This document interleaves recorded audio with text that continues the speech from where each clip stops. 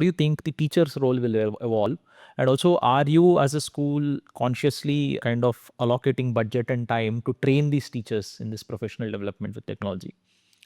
See, the core of the school are the teachers, the students, and then the management and parents also are there.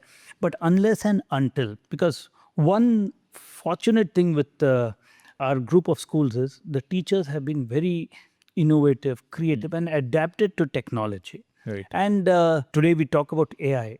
Most of our teachers are already aware that they have to get used to AI, and AI doesn't pose a threat to a teacher. It's an additional tool. Yeah. And we are fortunate to have such teachers, and it's been happening even when the smart classes were introduced. There was this thing that smart classes are replacing the teacher. Yeah. That can never, because the core of the issue is the teacher can never be replaced. Time and again there'll be different intervention of technology where they will be acting as an additional tool. Okay. And as a education institution and as a group of institutions, we are always aware that we have to invest in new technology, new training, and teacher training programs.